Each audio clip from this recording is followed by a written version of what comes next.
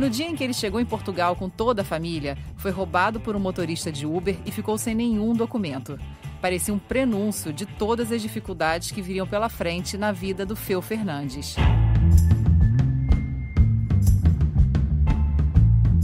O Feu e a esposa dele, a Ana, um casal de brasilienses muito gente fina, diga-se de passagem, se encaixam no típico perfil de brasileiros que estão desembarcando em Portugal. Eles são jovens, já estabelecidos e com patrimônio no Brasil, mas que decidiram recomeçar em um novo país.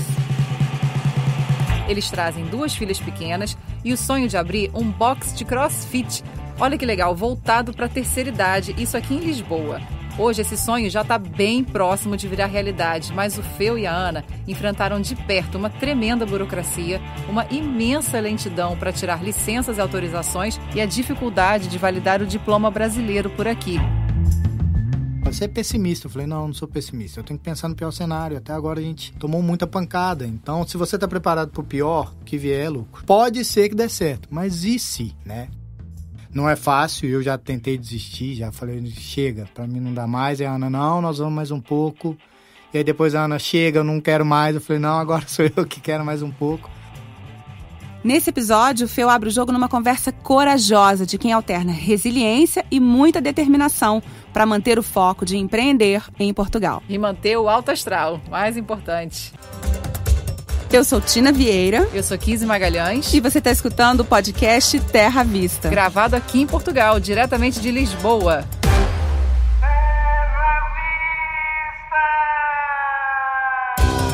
Feu, você foi roubado, entrou em roubada, ainda não conseguiu abrir sua empresa, não conseguiu validar o seu diploma para trabalhar. Isso faria qualquer pessoa desistir, mas você está aqui com um sorriso e feliz da vida. Você estava preparado para ser tão difícil essa chegada em Portugal? Claro que não. Né? Acho que ninguém espera uma tempestade dessa, né? A gente até brinca, porque o nome do box é Caravelas. Então a gente está no auge da tormenta. Né? Eu tô virando o cabo da Boa Esperança lá embaixo, né? Para descobrir as novas Índias. Mas eu acho que é estar com uma cabeça preparada, que por mais que a gente ache que o pior pode acontecer, sempre vem alguma coisa a mais. A gente quando está fazendo esse processo, a gente idealiza um monte de coisas, mas na realidade as coisas vão acontecer. Porque, por exemplo, a gente se preparou, né? A gente mudou em fevereiro, desde abril do ano passado que a gente está estudando como é o mercado. A gente veio em agosto do ano passado. Eu e a Ana, nós passamos 2 semanas aqui em Portugal visitando os boxes, fazendo aulas. A gente separou uma verba para fazer aula. Enquanto ela fazia, eu rodava o box. Tem 3 chuveiros, sai água quente, não sai, o piso é assim, o que ele tem de equipamento, quanto que ele tem. Então a gente foi vendo tudo, como era o pressário, como foi feito tudo. Então eu voltei para o Brasil assim, com uma gama de informações muito grande. Falei, legal, o que a gente precisa para abrir uma empresa? Vamos fazer. Então a gente já veio com empresa aberta, com todos os registros, todos os certificados necessários para uma empresa funcionar, as nossas pessoas físicas com o NIF, né, que é o CPF lá do Brasil, tudo pronto. Falei, legal, o lugar já mapeado, estrategicamente estudado, que não há nenhuma concorrência próxima. Falei, vamos abrir. E chega aqui e foi tudo muito diferente, né? Mas é um aprendizado, eu acho que tudo a gente aprende. Não é fácil, eu já tentei desistir, já falei, chega, pra mim não dá mais. E a Ana, não, nós vamos mais um pouco. E aí depois a Ana, chega, eu não quero mais. Eu falei, não, agora sou eu que quero mais um pouco. E a gente tá nessa. E se aprende a fortalecer muito. Isso vira uma fortaleza mesmo do eu vou em frente, eu vou conseguir. Essa semana a gente conseguiu finalmente todas as licenças, os prazos e começamos as obras finalmente. Então... Ô Feu, é muito interessante a sua história, porque uma das coisas que todos os especialistas nos falam é que é fundamental o planejamento e, se possível, passar um tempo no país onde você está, para onde você está indo, para você entender como é que funciona a lógica desse país, a cultura, né, o dia a dia. Você fez tudo isso. O que não estava no seu planejamento e que você faria diferente? Entender da burocracia do país. Isso é uma coisa que eu desconhecia por completo. Eu sabia que alguns prazos eram um pouco alongados, mas eu não sabia que aqui era levado... Se eles te dão 90 dias, você pode esperar que geralmente são 90, 100 dias e não os 90 que eles falam, né? Então é um sofrimento que te causa, porque você começa a fazer as contas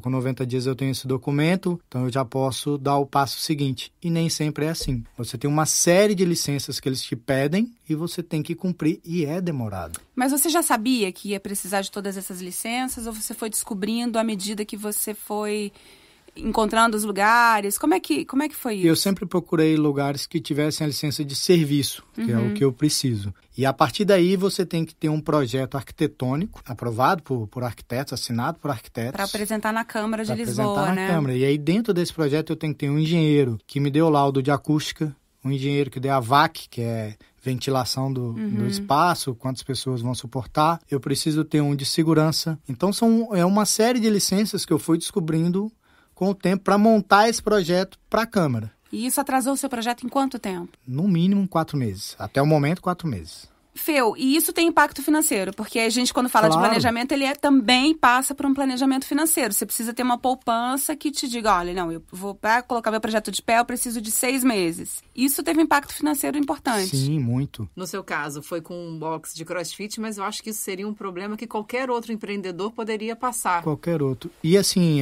eu tenho participado de vários grupos, né? E muitos empreendedores. Falou que tem grupo de empreendedor, opa, dou minha carinha lá para poder aprender um pouco. E eu vejo muito isso, é recorrente. Porque ninguém espera que você tenha um processo tão passo a passo, tão burocrático. E quando a gente fala sobre a lógica do empreendedorismo, essa coisa é mais rápida, né? Porque o empreendedor, ele precisa fazer o dinheiro retornar, né? Quanto mais tempo demora, e parece que os processos aqui são mais lentos, pelo menos é a impressão que a gente tem, né? Eu tenho a impressão que nós brasileiros, a gente é ditado muito pela visão americana, né? Então, eu quero abrir, papum. Você quer empreender? Opa, vem cá que eu te ajudo e vamos fazer, vamos acontecer. E aqui não, aqui é moroso, aqui é lento. E se adaptar ao estilo português de trabalhar, eu acho que tem sido um grande desafio. Não desafio no sentido de, poxa, é difícil. Não, desafio mental de falar assim, eu estou preparado para aguentar, que não vou abrir no prazo que eu queria. Então, você ter que brecar seu projeto e falar assim, vai gastar muito mais tempo que eu estava preparado. Então, é a hora que eu estou vendo muita gente desistir. Que a gente quase desistiu e eu acho que a gente só teve o alento na hora que você fala assim, agora vai. Mesmo obra. Então, você fala assim, eu vou gastar, vou dar uma hipótese aqui, vou gastar 40 mil. Ok, 40 mil. Aí, quando você vai conversar, é 40 mil do projeto. Mas todas essas licenças são extras. Sim. E aí você fala, caramba, de onde eu vou tirar dinheiro agora? Né?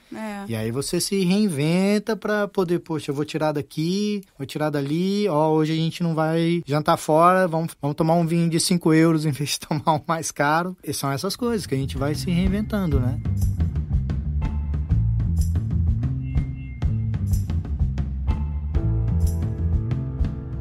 Portugal é um lugar que já tem muito box de CrossFit, é uma coisa que você vê demais.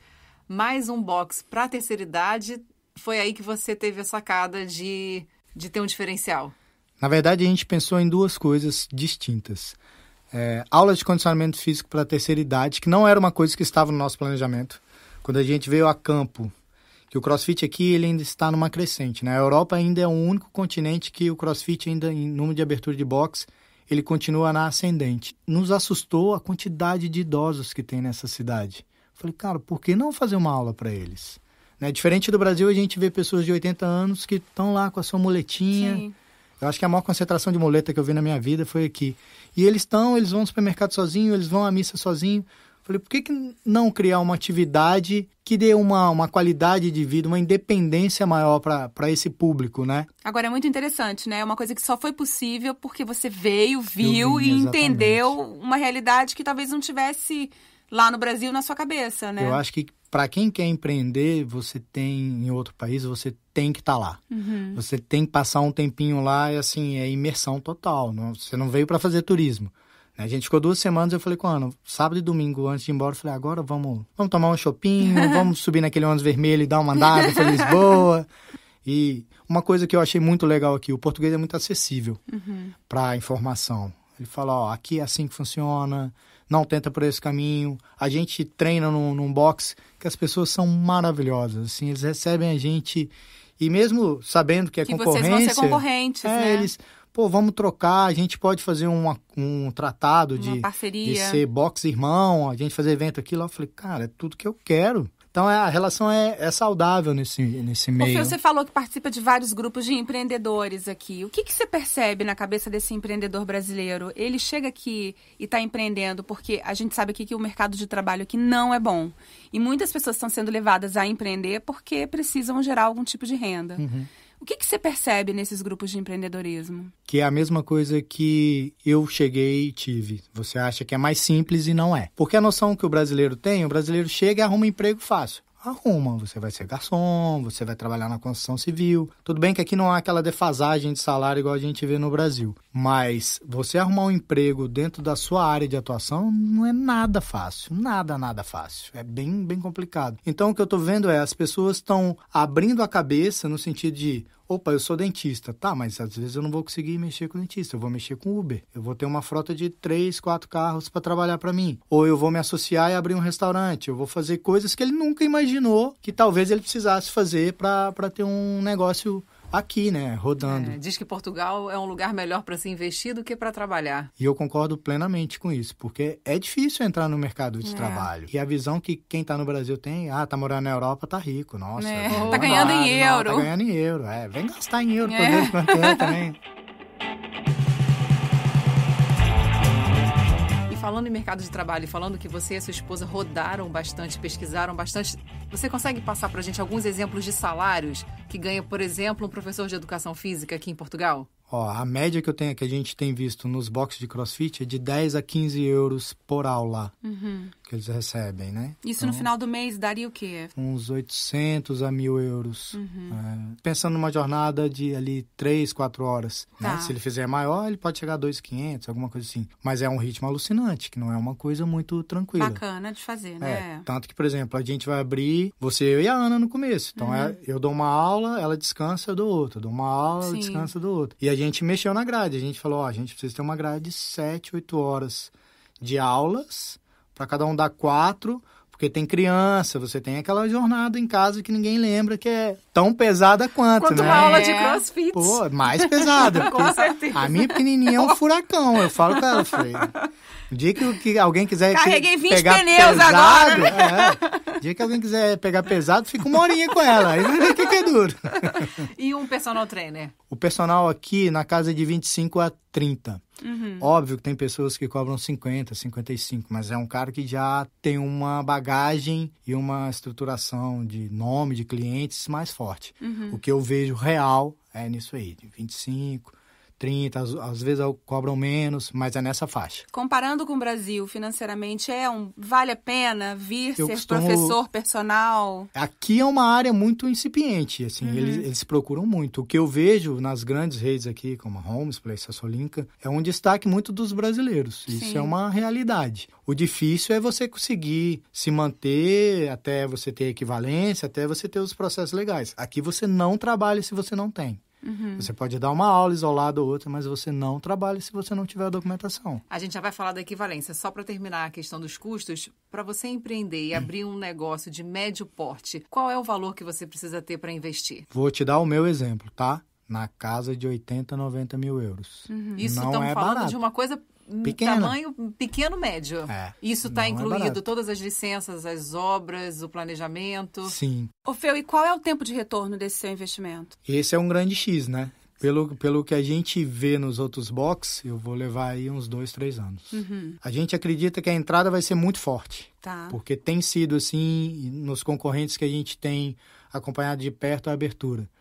Então a gente acha que a gente já respira. Com 2, 3 meses a gente já tem o steady state alcançado e aí depois é realmente correr atrás do break-even aí mais rápido. E a última pergunta em relação a valores. Quanto custa uma mensalidade num box de CrossFit? Quanto custa uma aula, uma hora? Vou te dar a média do mercado português, tá? 2 vezes na semana 55, 3 vezes 65... Aí é que eles têm o que eles chamam de trânsito livre, né? Que você pode vir... O horário que você quiser. O horário que você quiser e quantas vezes você quiser. Está na casa dos 70, 75. Isso é só Lisboa ou vale para Portugal? Isso vale para Portugal. Você já falou um pouco sobre isso, mas então esse mercado fitness aqui é um mercado bacana, é um mercado onde vale a pena investir? Promissor, com certeza. Fê, eu queria falar agora sobre a validação do registro profissional. Esse é um ponto para todo mundo que está vindo, independente da área, para Portugal. Esse é um ponto muito crítico. O que aconteceu? A legislação mudou em Portugal. Então, antigamente você tinha que validar todos os seus documentos, isso ainda é válido, tá? Isso ainda tem que acontecer. Você faz o apostilamento de AIA. Então, no caso da educação física, cada área tem seu porquê. Eu sei que a medicina, por